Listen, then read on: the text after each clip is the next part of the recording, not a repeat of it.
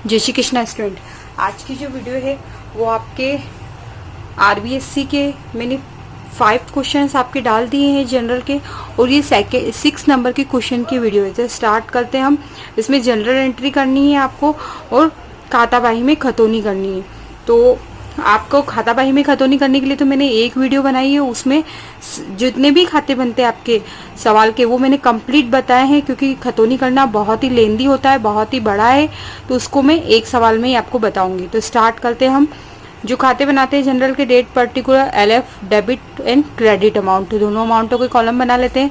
Then first है आपका व्यापार प्रारंभ किया, 50,000 आपके कैश हैं, 15,000 का आपका गुड्स है और फर्नीचर आपका 17,000 का है। तो कैश अकाउंट डीआर, मैंने कहा जो भी असेट्स होती है उनको हम डेबिट करते हैं।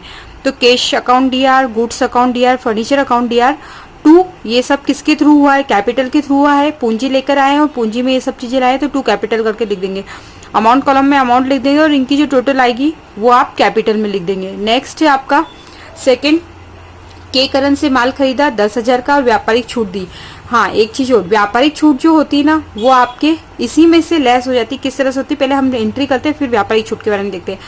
तो परचेस अकाउंट डीआर टू के करण, एक तो नाम आएगा के करण। क्यों आएगा नाम? क्योंकि आपने उधार माल खरीदा है, कुछ भी नहीं लिखा हुआ, आपने कैश दिया ऐसा कुछ नहीं लिखा है। आपके पास माल आया, परचेस अकाउंट डीआर टू के करण, और आप जो निकालेंगे ना 10% जो छूट दी, व्यापारिक छूट होती है ना, वो उधार खरीदे या नगद खरीदे सभी को दी जाती है। तो 10,000 का 10% निकालेंगे तो आपका आ जाएगा 1,000, और 1,000 को आप लिखते नहीं है, डायरेक्ट लेस कर देते।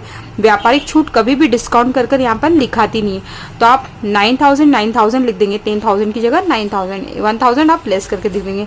नरेशन में लिख देंगे क्रेडिट परचेस। नेक्स्ट है आपका थर्ड, एम महेश को माल बेचा, नगद 7,000 का और 3,000 का उधार माल बेचा। तो आपने माल सेल किया है, तो एक तो आपके खाते में उधार माल बेचा तो एम महेश आया। तो एम महेश अकाउंट डीआर कितने का उधार माल बेचा है आपने? 3,000 का बेचा है तो 3,000 लिख देंगे। देन आपने कैश कितने का बेचा है? तो कैश आपने बेचा है 7,000 का। तो कैश, आपके पास कैश भी है, जो भी आता है, जो भी प्राप्त होता है उसको आप डेबिट करते हैं, तो कैश को आप डेबिट करेंगे, कैश अकाउंट डीआर। ये सब चीजें किसके थ्रू हुई? सेल्स के थ्रू। आपने माल बेचा था तो 2 सेल्स कर देंगे। M Mahesh account DR S लगाते किसी भी नाम के आगे। Then cash account DR 2 sales, amount column में 3,000, देन 7,000, टोटल लगाकर आप 10,000 लिख देंगे।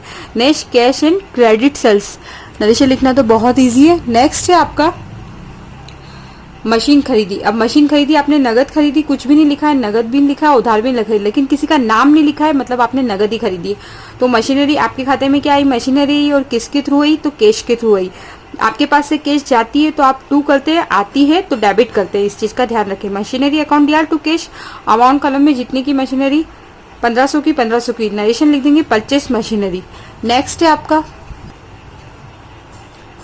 नेक्स्ट देखेंगे आप, दुकान किराया 3,000 और घर का किराया 5,000। तो घर के किराए को हम क्या बोलते हैं? ड्राइंग बोलते हैं। और ड्राइंग का नेचर क्या होता है? डेबिट होता है, और समस्त खर्चों को हम डेबिट करते हैं। तो rent account DR, drawing account DR to cash कर लिख देंगे।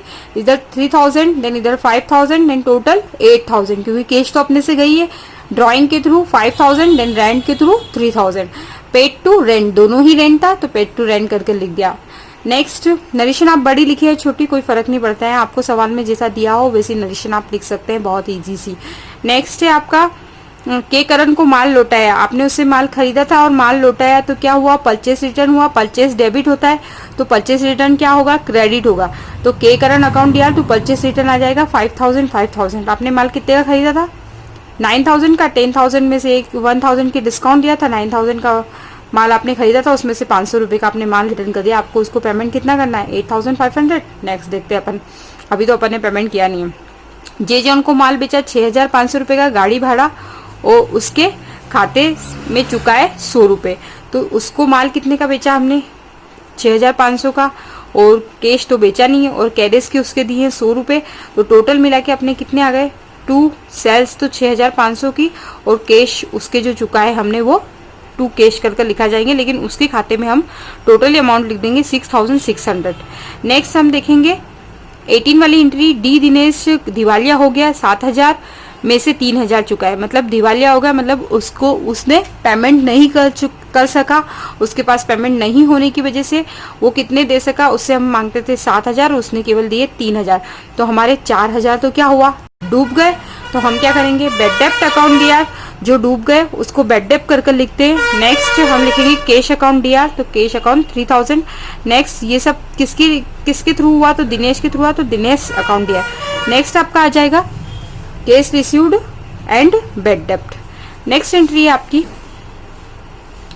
आपको दे रखा है कि दान में दिया नगद 1,000, माल 2,000 और फर्नीचर 1,000। मतलब ये सब डोनेशन में आपने एक तो कैश भी दी, आपने गुड्स भी दिया, आपने फर्नीचर भी दिया। तो चैरिटी अकाउंट दिया, चैरिटी को डेबिट करेंगे क्योंकि एक तरह से आपका खर्चा ही हुआ, टू कैश, टू गुड्स और टू फर्नीचर। और टोटल अमाउंटों को आप इसमें जो अमाउंट उसमें दी होगी उसको इधर फिलअप करके टोटल लगाकर इधर लिख देंगे, गिवन अवे चैरिटी। ये हो गया क्लियर। नेक्स्ट है आपका एम महेश को 2,500 का पूर्ण भुगतान में चुकाए।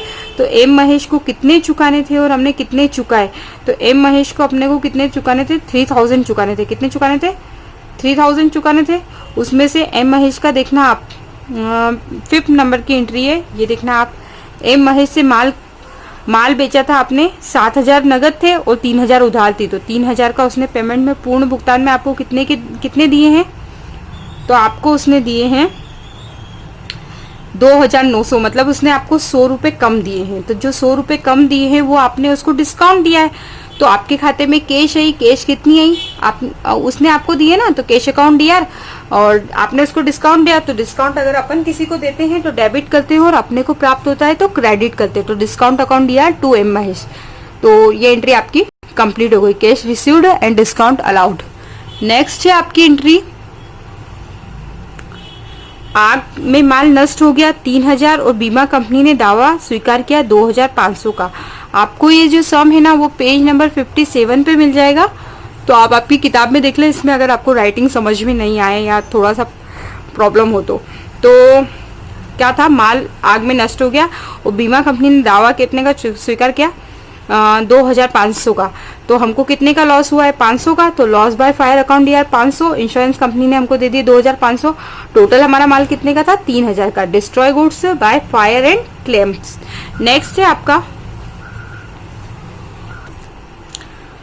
नेक्स्ट एंट्री आपकी 26 जनवरी की, पी प्रेम से कमीशन प्राप्त हुआ। तो मैंने कहा आपको जो भी प्राप्त होता है उसको आप क्या करते हैं, डेबिट करते हैं। तो कमीशन प्राप्त हुआ, एंट्री 1 मिनट रॉन्ग है, आपको चुकाना नहीं है और आपको प्राप्त हुआ है, तो एंट्री हो जाएगी आपकी cash account DR to commission. Okay, एक एंट्री गलत हो गई थी तो आप क्लियर कर लेना। अमाउंट कलम में 5,000 आ जाएंगे। कैश अपने को प्राप्त हुई है और किसके थ्रू प्राप्त हुई है, कमीशन के थ्रू प्राप्त हुई है। Next, cash received from P Prem. Next है आपका एन नरेश को ब्याज चुकाया। तो आपने ब्याज चुकाया है तो इंटरेस्ट अकाउंट यार आपका खर्चा है और टू कैश तो आपको देना पड़ा है। तो कैश कभी भी जाती है तो टू साइड में आती है तो डेबिट साइड में आती है। अमाउंट कलम में 2,500। नेक्स्ट आपको दे रखा है एम मार्शल को वेतन चुकाया। किसी को भी चुकाया, बस आपने वेतन चुकाया है ना, तो आप केवल सैलरी लिखोगे, नाम लिखने की जरूरत नहीं। सैलरी अकाउंट यार टू कैश, अमाउंट कॉलम में 5,000 पेड टू सैलरी। कुछ भी खर्चा होता है ना तो उसको आप डेबिट कर और टू कैश कर आप लिख देते हैं। नेक्स्ट आपकी लास्ट एंट्री है, लास्ट नहीं अभी आपकी एक और एंट्री, निजी व्यय के लिए 5,000 रुपये व्यापार से निकाले। आपने व्यापार से निकाले, मैंने आपको बताया था कि ड्राइंग क्या होता है, डेबिट होता है। तो ड्राइंग अकाउंट यार टू कैश कर लिख देंगे 5,000 ड्राइंग को डेबिट करते हैं। और आप जो भी व्यापार से देते हैं, कैश देते हैं, तो कैश हमेशा टू साइड में आती है, ध्यान रखना। Withdraw cash for personal expenses. Next आपकी एंट्री है, अच्छा आपकी एंट्री कंप्लीट होती है। नेक्स्ट जो लास्ट एंट्री आपकी दे रखी है, के कमल को माल बेचा 5,000 का और 10% वेट के अतिरिक्त चुकाए। तो वेट टैक्स आप अलग से चुकाते हैं तो उसका जो पेमेंट करते हैं तो के कमल कर आप लिख देंगे, के कमल account DR, VAT account DR to sales करके लिख देंगे। ये एंट्री मैंने यहाँ पे की नहीं है, मैं आपको यहाँ पे करके बता देती हूँ। के कमल अकाउंट डीआर, ये लास्ट वाली एंट्री आपकी सबसे लास्ट वाली, ये छूट गई थी। Then VAT account DR VAT को हमेशा डेबिट करते हैं क्योंकि ये एक तरह से खर्चा है। टू सेल्स, ये किसके थ्रू हुआ है, सब सेल्स के थ्रू हुआ है। अमाउंट कॉलम में आप लिख देंगे 5000 और वेट टैक्स अलग से जुड़ता है तो 500, देन 5500 करके लिख देंगे। नरेशन आप यही लिख देंगे, credit sales and VAT tax. Okay, तो ये आपकी एंट्री कंप्लीट होती है। आप इसकी टोटल लगा लेंगे, आपकी जो टोटल सवाल में दी है वही टोटल आएगी। ओके, आपको वीडियो पसंद आए तो लाइक कीजिए, शेयर कीजिए, सब्सक्राइब कीजिए। Okay, thank you. नेक्स्ट आपके 2 क्वेश्चंस बच रहे हैं इसमें, तो नेक्स्ट वीडियो में मैं 2 क्वेश्चन कंप्लीट करा दूंगी आपको। ओके।